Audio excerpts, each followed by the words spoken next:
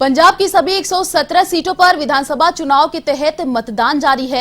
राज्य के 23 जिलों में मतदान के लिए सुरक्षा के पुख्ता प्रबंध किए गए हैं। वहीं पंजाब का चुनाव बेहद रोमांचक हो गया है।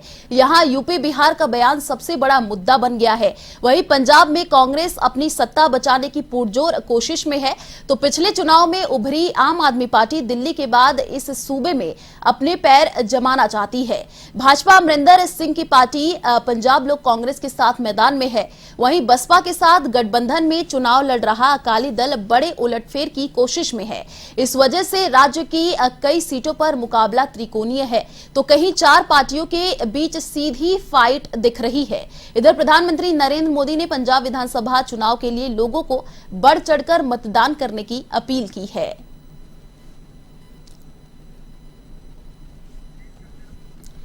तो मतदाताओं में वोटिंग को लेकर काफी उत्साह देखने को मिल रहा है।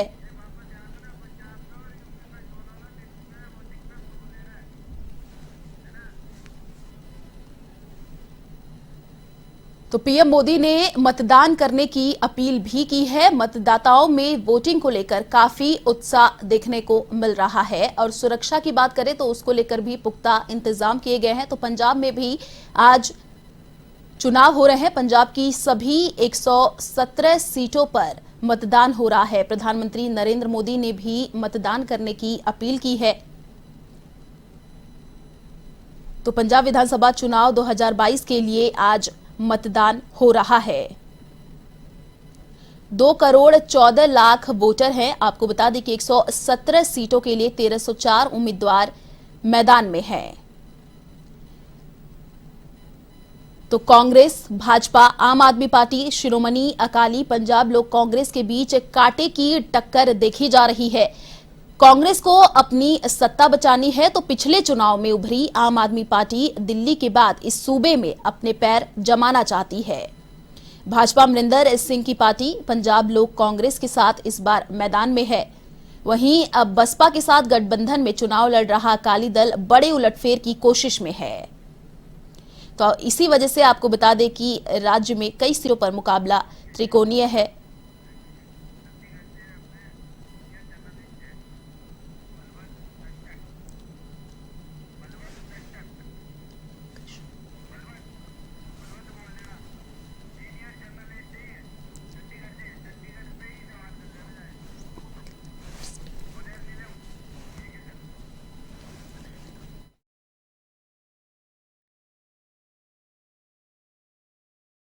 और इसी खबर पर अधिक जानकारी के लिए चंडीगढ़ से सीनियर जर्नलिस्ट बलवंत हमारे साथ फोन लाइन पर जुड़ चुके हैं। जी बलवंत, देखिए पंजाब की सभी 117 सीटों पर मतदान हो रहा है।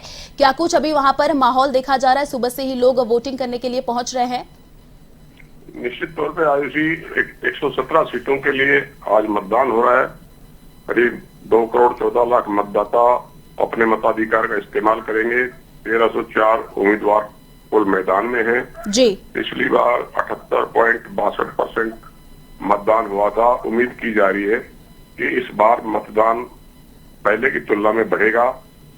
इस बार करीब 3,48,800 से ज्यादा नए मतदाता जुड़े हैं, जिन्होंने अपनी 18 साल की उम्र पूरी कर ली है। और युवा मतदाताओं में मतदान के प्रति उत्साह है। जी सर, देखिए इस बार चुनाव महत्वपूर्ण हो जाता है, क्योंकि अगर दिल्ली की भी बात करें तो कांग्रेस को अपनी कहीं ना कहीं सत्ता बचानी है। और पिछले चुनाव में उभरी आम आदमी पार्टी दिल्ली के बाद इस सूबे में अपने पैर जमाना चाहती है। आयुषी, मुकाबला तो इस बार जो है आम आदमी पार्टी और कांग्रेस के बीच है। पिछले चुनाव में 2017 में भी आप काफी बढ़त पर बताई जा रही थी, लेकिन उसको मालवा क्षेत्र के अलावा दोआबा और माजा में उतना लोगों का समर्थन नहीं मिला जितना उम्मीद की जा रही थी। उन्होंने पिछले चुनाव में 20 सीटें जीती थी, जिनमें 18 दोआबा से थी, बाकी मालवा से थी, और दोआबा और माजा से एक सीटें जीती थी। इस बार केजरीवाल ने पूरी ताकत लगाई है और उन्होंने मुख्यमंत्री पद का चेहरा भी एक सिख उम्मीदवार को घोषित किया है, जो दूरी से भगवंत मान लड़ रहे चुनाव। संगरूर से 2 बार सांसद रह चुके हैं। पिछले चुनाव में आम आदमी पार्टी के मात खाने की बड़ी वजह यही थी कि उन्होंने मुख्यमंत्री पद का चेहरा घोषित नहीं किया था। पंजाब के सिखों को के मन में एक आशंका थी कि अगर आपको बहुमत मिला तो केजरीवाल दिल्ली छोड़ के पंजाब के सीएम बन सकते हैं। जी। और आप जानते हैं पंजाब देश का एकमात्र ऐसा सूबा है जहां सिख मुख्यमंत्री बनता है।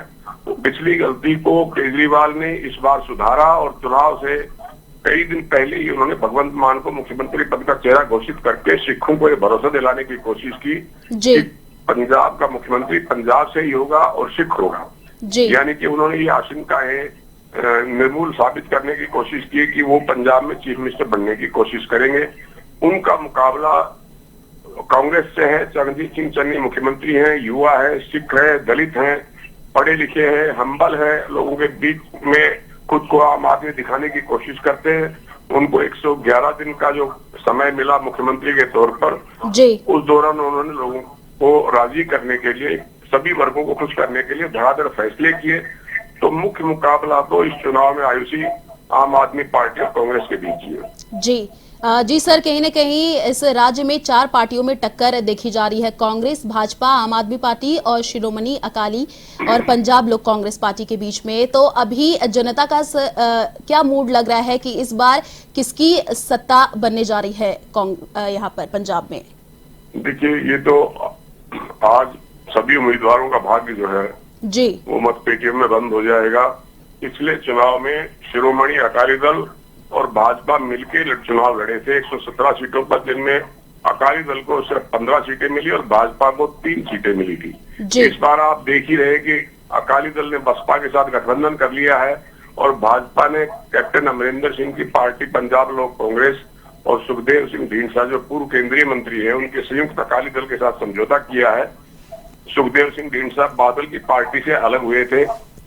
बीजेपी किसानों का विरोध झेलती रही है। आपको ध्यान होगा कि 101 साल से भी ज्यादा समय तक जो है दिल्ली के बॉर्डर पर किसानों ने धरना दिया, आंदोलन किया और केंद्र सरकार को मजबूर होकर किसानों की नाराजगी को देखते हुए तीनों कृषि कानून वापस लेने पड़े थे। प्रधानमंत्री नरेंद्र मोदी जी और केंद्रीय गृह मंत्री अमित शाह साहब ने, जगत प्रकाश नड्डा साहब जो बीजेपी के राष्ट्रीय अध्यक्ष हैं, उन्होंने पार्टी की कमान संभाली और पंजाब में भाजपा को थोड़ी मजबूती देने की कोशिश की है।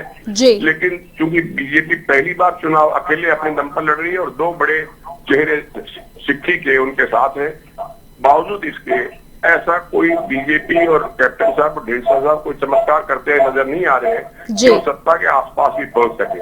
अकाली दल ने 10 साल तक जो सत्ता संभाली थी पंजाब में, पिछले चुनाव में अकालियों के प्रति भारी नाराजगी थी, जिनकी वजह से वो सिर्फ 15 सीटों में सिमट गए। पंजाब में नशा और जो धार्मिक ग्रंथों से बेअदबी के मामले जो है उनका अभी कोई समाधान नहीं हुआ है। ऐसे में अकाली दल के प्रति भी लोगों का बहुत कोई रुझान नहीं दिखाई दिया और ना ही उनका कोई राजनीतिक ग्राफ ऊपर उठता दिखाई दिया।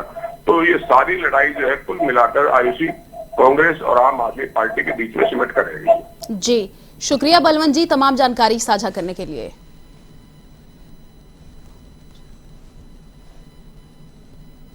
तो पंजाब की 117 सीटों पर मतदान हो रहा है।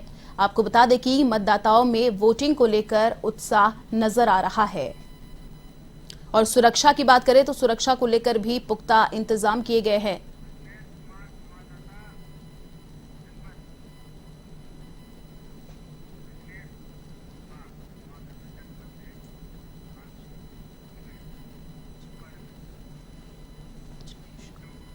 और इसी खबर पर अधिक जानकारी के लिए संवाददाता रजनेश हमारे साथ फोन लाइन पर जुड़ चुके हैं। जी रजनेश, देखिए अगर यूपी की बात करें तो आज यूपी में तीसरे चरण का मतदान हो रहा है। सुबह से ही लोग मतदान करने के लिए पहुंच रहे हैं। अगर 2 चरणों की बात करें तो मतदान प्रतिशत कम था, अभी क्या देखा जा रहा है कि लोग उत्साहित नजर आ रहे हैं, वोट डालने के लिए पहुंच रहे हैं?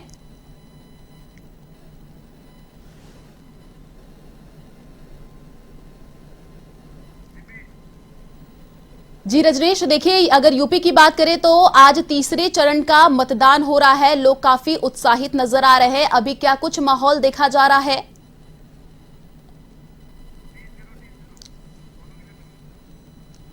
तो यूपी में विधानसभा चुनाव का आज तीसरा फेज हो रहा है। आपको बता दें सुबह से ही लोग वोटिंग करने के लिए पहुंच रहे हैं, काफी उत्साहित नजर आ रहे हैं।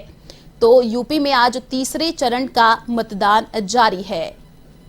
627 उम्मीदवारों की किस्मत की चाबी आज ईवीएम में कैद हो जाएगी।